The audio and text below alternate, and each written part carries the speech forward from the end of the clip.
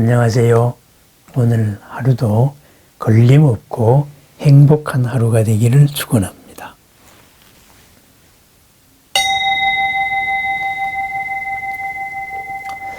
그릇이 크다 작다 이런 말을 합니다. 어떤 사람은 그릇이 크다.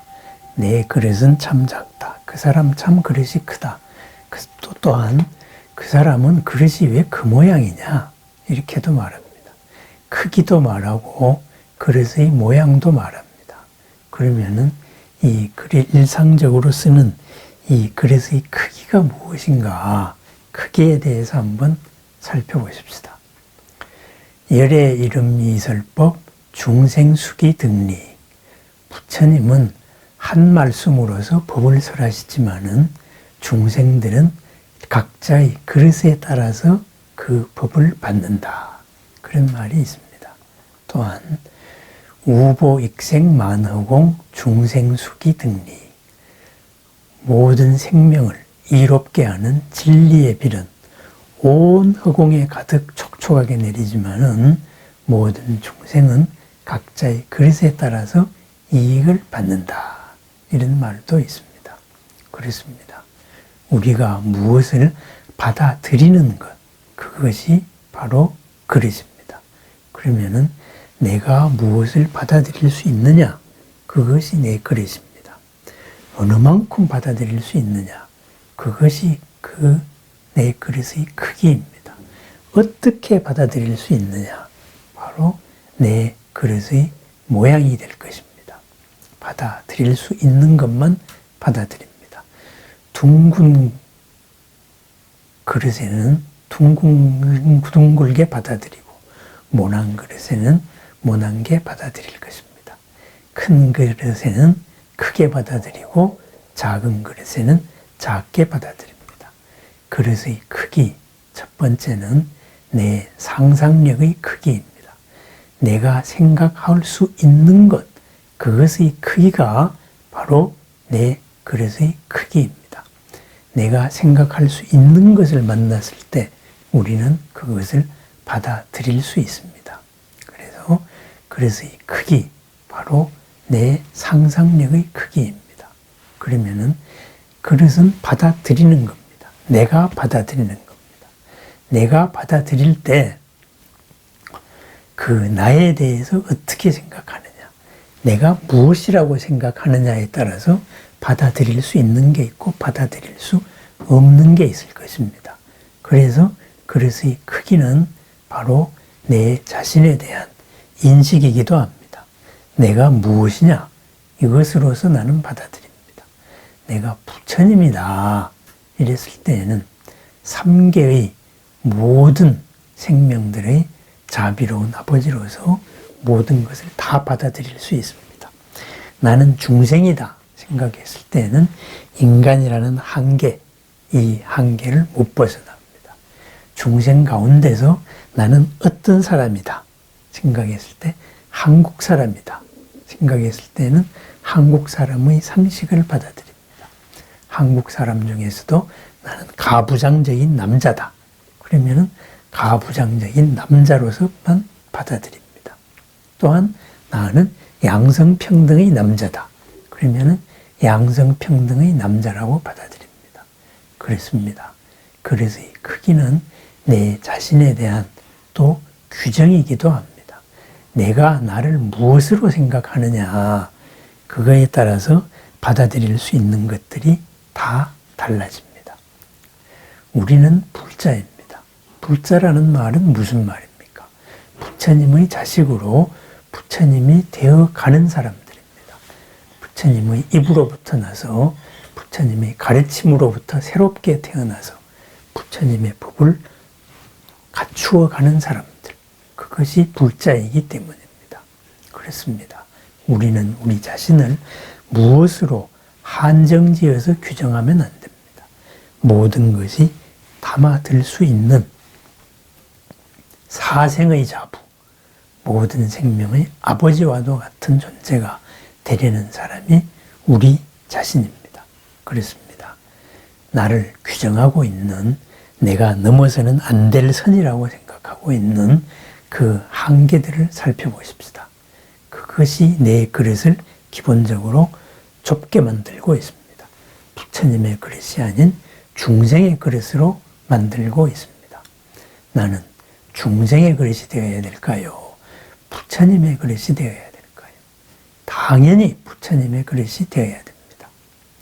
부처님의 그릇, 바로 우리들의 그릇의 크기입니다. 두 번째로는 우리는 무언가를 생각을 한다, 안다, 이해를 한다고 할 때에는 지난 일과의 견주어 가지고 생각을 합니다. 무엇을 처음 보았을 때 내 업속의 무엇과 대조를 해서 압니다. 결국은 무엇이냐? 무엇을 안다는 것은 지난 암과의 대조 작업입니다. 그것을 오온에서는 상이라고 말합니다. 무엇을 무엇으로 정리하는 작용입니다. 그렇습니다. 내가 무엇을 받아들이기 위해서는 기존적으로 내가 알고 있는 것이 커야 됩니다. 결국은 그릇의 크기는 내 알의 크기이기도 합니다. 그렇습니다. 내가 부처님에 대해서 많이 알수록, 그리고 내가 나 자신에 대해서 많이 알수록 나의 그릇은 커집니다. 나의 삶에 대해서, 보살행에 대해서 많이 알수록 나의 삶은 커집니다. 화엄경을 비롯한 모든 대승경전에서 수많은 보살행들이 같은 말을 다른 표현으로 끝없이 새롭게 표현하고 있는 이유가 무엇이겠습니까? 그것이 바로 알의 크기입니다. 구체적인 삶의 상황에서 우리가 응용할 수 있는 모든 것, 그것이 바로 내 알입니다. 그렇습니다. 알의 크기, 나 자신에 대해서 무엇으로 알고 있는가, 그리고 있는 것에 대해서 무엇으로 알고 있는가, 저것은 바꾸어질 수 없는 것이다. 그렇게 알고 있지 않다 이거죠. 왜? 모든 것은 재범무학, 실체가 없고 재행무상, 바뀌는 거기 때문입니다. 그래서 있는 그대로를 알고 있는 그대로를 아는 것을 간직하는 것, 그것이 바로 내 그릇의 두 번째 크기입니다. 말도 안 되는 소리를 한다고 우리는 보통 부정을 합니다. 어떤 새로운 말을 들었을 때 그 말도 안 되는 소리가 내가 지금까지 알고 있던 것과 틀렸기 때문입니다. 그런데 진리를 받아들일 때에는, 진리가 세상에 받아들여질 때에는 몇 단계를 거칩니다. 첫 번째는 말도 안 되는 소리다라고 부정을 당합니다. 그래서 박해를 당합니다. 그 다음에는 그것이 받아들여집니다. 그 다음 단계로서는 그것과 어긋나는 말을 하면 말도 안 되는 소리를 한다고 상대방을 핍박을 합니다. 강력히 부정했던 것을 당연한 것으로 받아들이고 이 당연한 것에 어긋나면 또 강력한 부정을 하는 것. 이것이 바로 우리들의 진리를 받아들이는 순서입니다. 그렇습니다. 알의 크기가 나의 크기인데 이 알의 크기도 끝없이 커질 수 있다. 이 알미 어디까지 알고 있는가? 나 자신의 알에 대한 겸손성이 바로 내 그릇의 크기입니다. 아는 것의 경계가 모름입니다. 그래서 이 아는 것의 경계를 정확히 알고 있는 것, 그것이 내 그릇의 크기입니다. 바꾸어 말하자면은 내가 무엇을 모른다는 것을 확실히 아는 것입니다. 내가 모르는 것을 알고 내가 아는 것을 아는 것, 이것이 바로 그릇의 크기입니다. 내가 부처님인데 부처님으로서 지금까지 이것을 몰랐는데 그러면은 거부할 게 없습니다. 다 받아들일 수가 있다 이겁니다. 그 다음에는 그릇의 모양이 있습니다.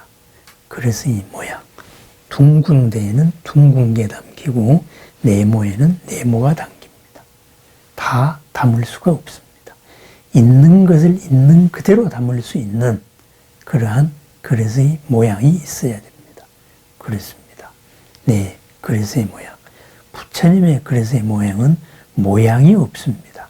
모든 것이 다 받아들여지고 수용될 수 있기 때문입니다. 내 그릇의 모양은 어떤 모양인지 한번 생각을 해 보았으면 좋겠습니다. 저 사람은 그릇이 크다고 말합니다.